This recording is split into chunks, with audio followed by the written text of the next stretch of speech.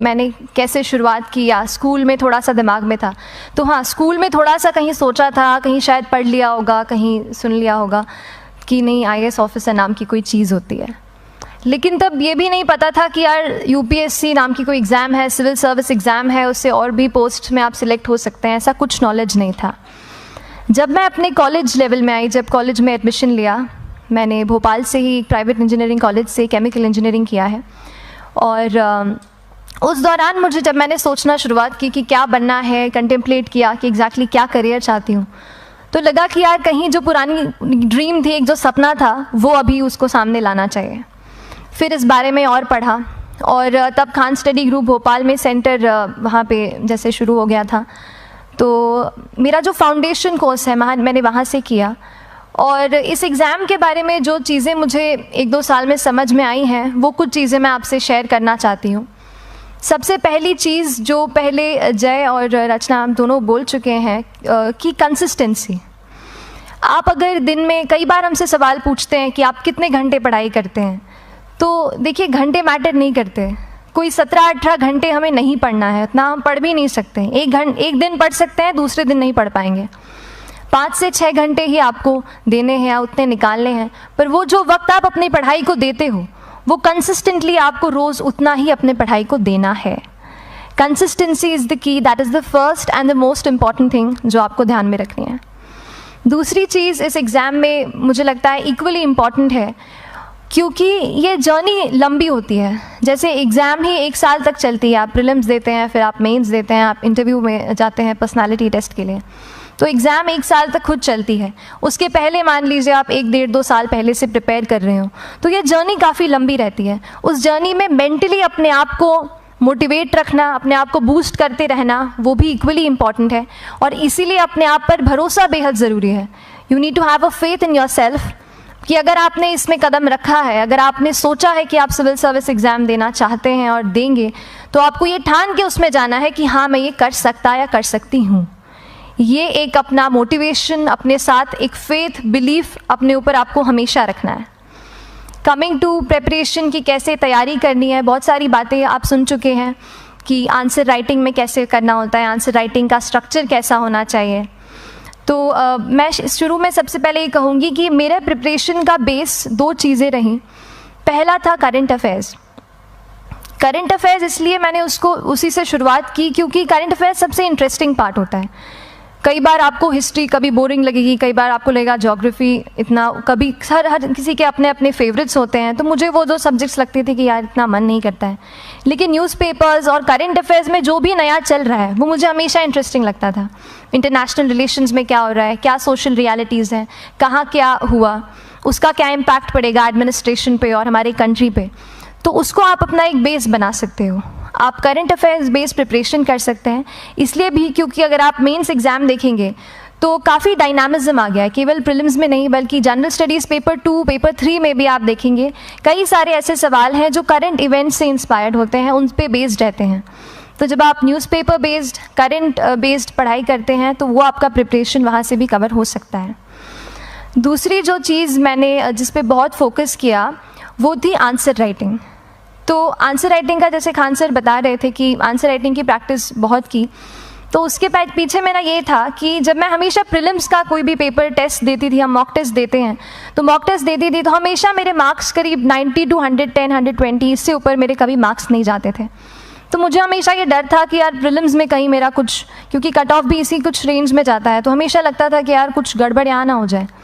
लेकिन जब मैंने आंसर राइटिंग की और मेंस एग्ज़ाम के बारे में जाना, तब मुझे लगा कि आंसर राइटिंग एक ऐसी चीज़ है, मेंस एक ऐसा फेज़ है सिविल सर्विस एग्ज़ाम का जहाँ पे आप अच्छे से तैयारी कर सकते हैं। And if you have written the answers, if you know कि you have covered the points well, if you have included उसमें कुछ आपने facts, international reports, government schemes, आपने कुछ ऐसे उसमें सॉल्व भी डाला है, तो जो रिज़ल्ट आएगा वो सेटिस्फैक्ट्री ही आएगा, अच्छा ही आएगा। तो मेंस एक ऐसा पार्ट है जिस पे आप काफ़ी बैंक ऑन कर सकते हो। मैं जब पर्सनालिटी टेस्ट भी मैंने दिया, तो इस बार भी आप नंबर्स देखेंगे तो आसपास की रैंक के हिसाब से मेरे नंबर्स उसमें कम हैं, लेकिन it is just the general studies and the answer writing part, जो मेंस के जो वो है मार्क्स हैं या मेंस का जो एक फैक्टर रहा, वो मेरे लिए सबसे ज़्यादा इंपॉर्टेंट डिसाइडिंग फैक्टर रहा है। तो अपना एक्सपीरियंस यही बताऊंगी कि आंसर राइटिंग पे आप विशेष फोकस कीजिए। जैसा स्ट्रक्चर आपको बता ही चुके हैं कि इंट्रोडक्शन में कैसे आपको शॉर्ट रखना है, बॉडी एंड देन कंक्लूजन, उसमें छोटी चीज़ जैसे मैं अभी मेंशन कर रही थी, आप एक इंश्योर कीजिए कि देखिए जो भी एग्जामिनर आपकी कॉपी चेक कर रहे हैं वो दिन में 10, 15, 20 कॉपीज़ चेक कर रहे हैं, तो उन सब से आपको अलग कैसे आप अपनी कॉपी दिखा सकते हो, ये चीज़ आपका प्रेजेंटेशन और आप जिस तरीके से आंसर लिखते हो कंटेंट को, वो मैटर करेगा। आप इंश्योर कर सकते हैं कि आपके आंसर में कुछ फैक्ट्स, गवर्नमेंट की स्कीम्स, कुछ कमिटीज़ बैठती हैं, जैसे एक प्रिवेसी पे जस्टिस BN श्रीकृष्णा कमेटी की रिपोर्ट आई है, तो आप मान लीजिए आपको कोई प्रिवेसी पे सवाल आ गया तो आपने उन कमेटी का नाम कोट कर दिया। ऐसे बहुत सारी कमिटीज़ होती हैं। कुछ इंटरनेशनल रिपोर्ट्स आते हैं, वो आप उनको इनके बारे में लिख सकते हैं। इंडिया का मैप आप बना सकते हैं। मैंने सीख लिया था कि 10-15 सेकेंड्स में कैसे जल्दी से मैप बनाना है और उस पर कैसे पॉइंट कुछ करना है, कुछ लोकेट करना है। तो ये कुछ ऐसी चीज़ें हैं जो आपके आंसर्स को एनरिच करेंगी और प्रेजेंटेबल बनाएंगी। तो इस तरीके से आंसर्स पे जैसे हम क्लास करते हैं, लेकिन उसके साथ साथ आपको ये कोशिश करनी है कि 1 से 2 आंसर पर डे आपको ज़रूर लिखने ही लिखने हैं, apart from the test series that you are doing. Answer writing से 2-3 चीज़ें होती हैं, ना केवल हमारी एक लिखने का हमें समझ आता है हम क्या लिखते हैं कैसा है, पर हमारा कॉम्प्रिहेंशन भी इम्प्रूव होता है। हमें कितना समझ में आया वो भी हमें खुद समझ आता है जब हम आंसर्स लिखते हैं। और इसीलिए आंसर राइटिंग पे आप फोकस कीजिए, 1 से 2 आंसर ज़रूर लिखिए।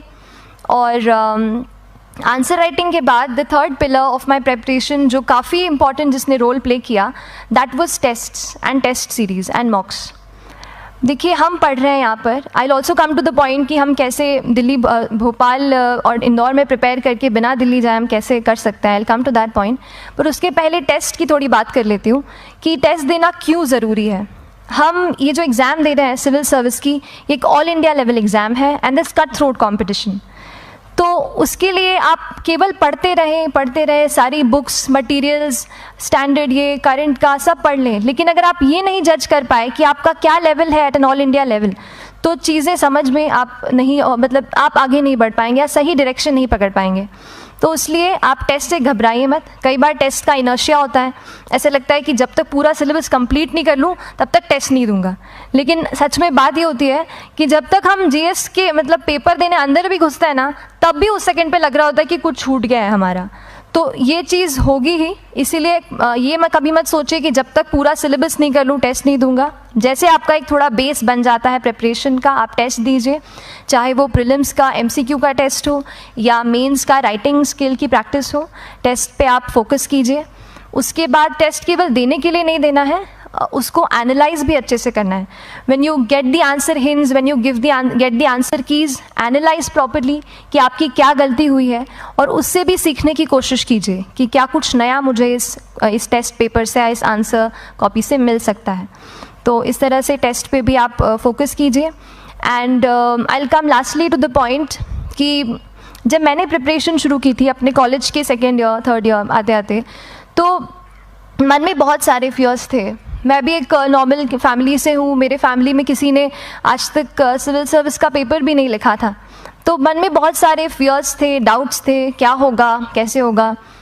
तो हो सकता है आपके मन में भी ऐसा हो। और हम जैसे यहाँ रहते हैं, हम सोचते हैं कि दिल्ली जाना तो सबसे ज़रूरी है, उसके बिना तो ये एग्ज़ाम हो ही नहीं सकती। तो उस पर मैं एक चीज़ बताना चाहूँगी कि जैसे KSG जैसे इंस्टीट्यूट हैं, जो फैकल्टी भी हमें वही मिलती है जो दिल्ली में पढ़ा रहे हैं, तो ये एक बहुत पॉजिटिव पॉइंट है कि क्वालिटी का कोई दिक्कत नहीं आएगी। बस एक चीज़ है, आप ज्वाइन करते हैं class, that will only provide you a direction. वो आपका रास्ता दिखा सकते हैं आपको कि इस रास्ते पर आपको चलना है, लेकिन चलना उस रास्ते पे आपको खुद है। You have to work on your own. कभी ये मत सोचिए कि मैं वहाँ नहीं जा पा रहा हूँ तो नहीं हो सकता, यहाँ है, तो हम एक्सक्यूज़ेस बनाते हैं। कई बार चैलेंजेस आते हैं। तो मैंने कॉलेज के साथ प्रिपरेशन की, तो उसमें भी काफ़ी दिक्कत आती थी। कभी कभार कॉलेज की एग्ज़ाम होती थी तो इसमें मैं अपना उतना वक्त नहीं दे पाती थी। तो उस मोमेंट पे फिर प्लानिंग ने मुझे बहुत हेल्प किया कि हम किस तरीके से अपने कॉलेज के एग्ज़ाम के लिए प्लान कर लें। जैसे मैंने इंजीनियरिंग की है और मुझे पता है कि हम इंजीनियर्स 1 महीने से ज़्यादा पहले से पढ़ते नहीं हैं। पढ़ते हैं क्या? तो वो चीज़ आप ध्यान रख सकते हो, उसको अपना स्ट्रॉन्ग पॉइंट बना सकते हो। 1 से 1.5 महीना जब exam is approaching, I use to plan my entire syllabus का प्रिंट आउट निकाल के I use to make my notes, उस तरीके से उसको मैं उसको संभाल लेती थी। तो whenever you are managing those things together, focus on planning, किस तरीके से आप एक माइक्रो प्लान बनाएं, अपना डेली एक प्लान बनाएं, वीकली टारगेट सेट करें और एक ब्रॉड विजन दिमाग में रखें कि ब्रॉडली आप मंथ्स में क्या कवर करने वाले हैं। अगर आप प्लानिंग अच्छे से करते हैं तो ज़्यादातर पोर्शन आपका वहीं से कवर